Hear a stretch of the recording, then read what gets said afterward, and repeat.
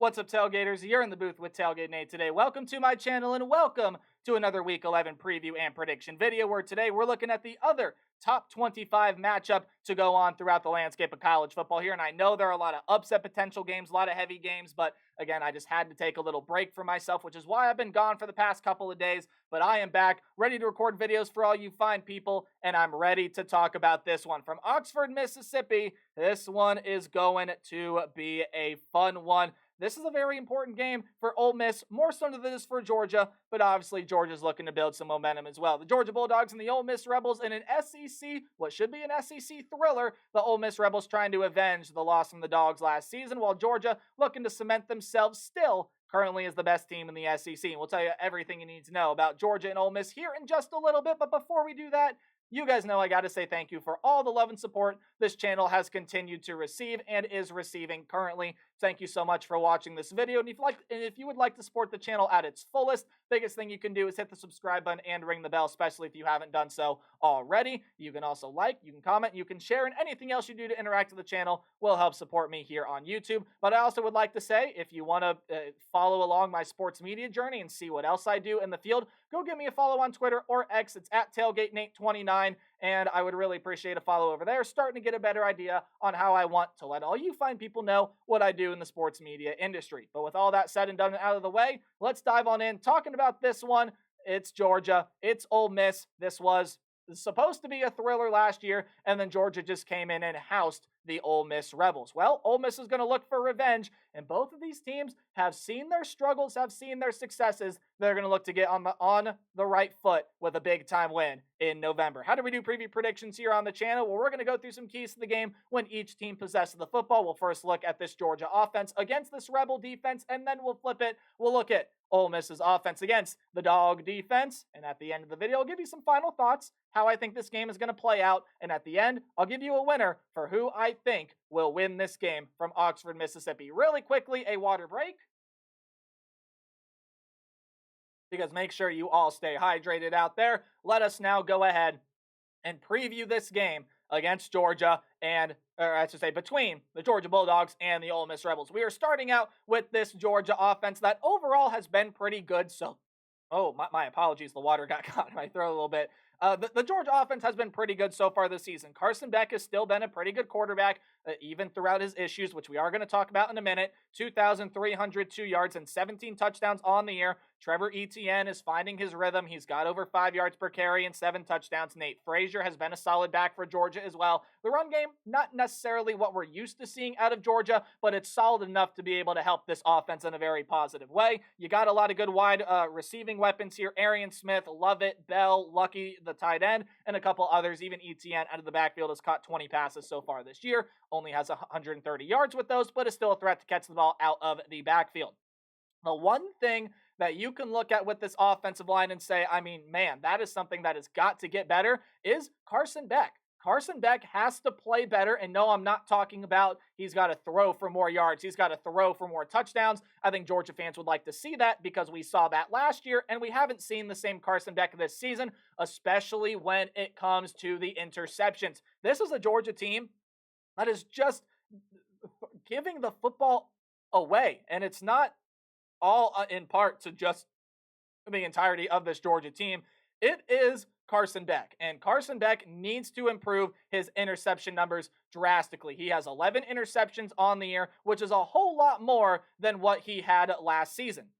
This is a team that needs their quarterback leader to step up, and they need to step up in a big way because Carson Beck, this is simply a guy that you cannot afford to have play bad down the stretch. You got Ole Miss this week. You got Tennessee coming up in a couple weeks, and eventually, if you make it there, you're going to have an SEC championship to play for. This is a player in Carson Beck. We saw what he can do last year. He was one of the most underrated and untalked about players in college football while being one of the best quarterbacks the sport had to see. This year, we have not seen that from Carson Beck. He's got to be able to step up. He cannot put the football in harm's way, and he especially needs to watch out for this Ole Miss pass rush because this Rebels defense, leads the nation in tackles for loss, and is one of the best teams in the country at being able to get back to the quarterback. In fact, the guy you just saw on that thumbnail screen a little bit ago leads them in sacks. That's a guy by the name of Suntarine Perkins, and hopefully I'm pronouncing that name right. He's got 9 sacks on the year. You go to Princely Uman-Mielen, he's got 7.5 sacks on the year. Jared Ivey, he's got 6 sacks on the year and only 24 tackles. A fourth of his tackles are sacks, and you have a ton of other guys with at least 3 sacks this season. The pass rush can come from anywhere, and it can come from a number of guys. This is an Ole Miss defense that has loved to bring blitz packages and loves to pressure the opposing quarterbacks. Carson Beck, he even gets a little bit of pressure in his face. Well, he's shown this year that he's going to put the football in harm's way, which is why the Georgia offensive front is such a big key. They've only allowed 10 sacks this year. That's just over a sack per game. I think like 1.2 or something like that. But this is a Georgia team whose offensive line is going to have to be stout. I think this is a dog run game that has got to be able to find its rhythm, that's got to be able to get going, especially because Ole Miss can pressure the quarterback, and Carson Beck has been has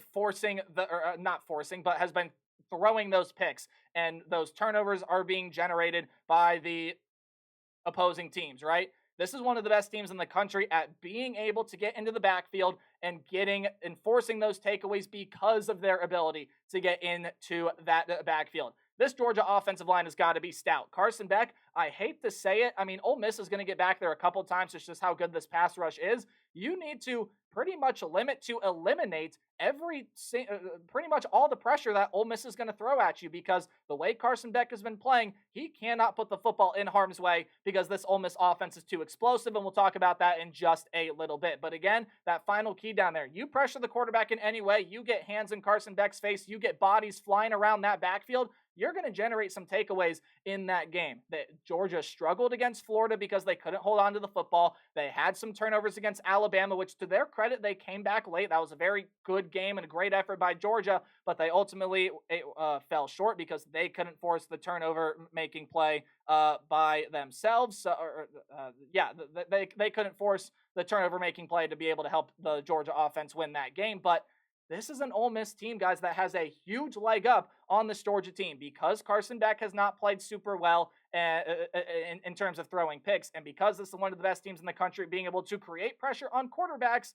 That's something that Georgia's going to need to eliminate fast. Carson Beck, has also got to play better, and I think the dog run game has got to get going a little bit in this one as well. But when you flip over the tape and you take a look at this Ole Miss offense, ranked 16th in the country, the team, not the offense as a whole. The offense actually one of the top offenses in the country. Now, it is going to be without a very, very key weapon here, as I do not believe Trey Harris is fit to play in this game, which is very unfortunate. He's one of the most fun wide receivers to watch, and he's already darn near 1,000 yards this year. Maybe it's not Trey Harris. Maybe it's someone else that's not going to be playing. Maybe it's that of Watkins. But one of the star wide receivers, whether it be Harris, Lee, Watkins, or Wells, is not going to play for Ole Miss here in this game. I believe it's Trey Harris. I'm actually going to fact check that here 1 second. Okay, I couldn't find the initial report I had in my head, but I do know he did not play that game against the Arkansas Razorbacks this past week. And from the sounds of it and everything I have read, again, I couldn't find anything just now, but it seems like that it's going to be a little bit if he is going to play, right? Sorry, my slides got all funky on me, but Trey Harris, if he does not play, that is absolutely massive. Not only for the sort of ability that he brings with his natural talent on the football field. He's a very talented player, and again, is darn near 100 receiving yards on the season. But this is an Ole Miss team that can ill afford to be without him in this game because the dog defense has been so legit so far this season. 295 yards allowed per game, 187 pass yards per game, 108 rush yards per game. And this pass rush that we are used to seeing out of Georgia has come alive over the previous couple weeks. Now, I know they struggled a little bit with Florida, but you especially go back and you look at that game against Texas, that is the Georgia defense that we are used to seeing. There are a couple things that I think Ole Miss can do, though, that give them a leg up in this competition. And one, I think that is crank up the pass game, and this Rebels team can roll right through this Georgia secondary. I do think they are going to be able to give Georgia a lot of fits if this pass game is hitting shot after shot after shot it is going to be a really, really rough game, I think, for this Georgia secondary if they cannot slow down what Jackson Dart and this passing offense is going to be able to do here in this game. Now, there is a way for Georgia to be able to counteract that here, and it is by limiting the amount of times Jackson Dart can throw, or at least throw in a comfortable pocket by getting that pass rush up and being able to engage that pass rush to the best of Georgia's ability. This dog pass rush has come alive over the past couple of games, especially in that game against Texas. It was okay in the game against Florida, but especially from where it was to start the season to where it is now, it's a whole lot better. And I think it's going to be able to create havoc on an offensive line for Ole Miss that's just kind of been meh. For as good as this Ole Miss offense has been this year, for as many points as they're putting up, for as many yards as they are generating, for as many big plays as they are able to get, this is an offensive line that has really, really struggled for the Rebels so far this season, and they have a tendency to put the ball in harm's way a time or two. Now, they do not do it often at all, but when they do it, it's definitely very detrimental to the way they want to play the game, which is fast and be able to score early and often and basically score at will. But if you're Georgia, I think the biggest key for you on this side of the ball here is if you control the pace, you slow down this machine, right? If you control this pace and you take away opportunities for Ole Miss's offense and you take away opportunities for Jackson Dart to be able to create plays and you play a slow-moving, slow it down, let's grind out this game kind of tempo, which is what Georgia wants to play and what Ole Miss wants to try to avoid, right? Ole Miss, you look at that time of possession and the numbers they're still putting up, they only have the ball for around 28 minutes per game, and they are still go, go, go, right?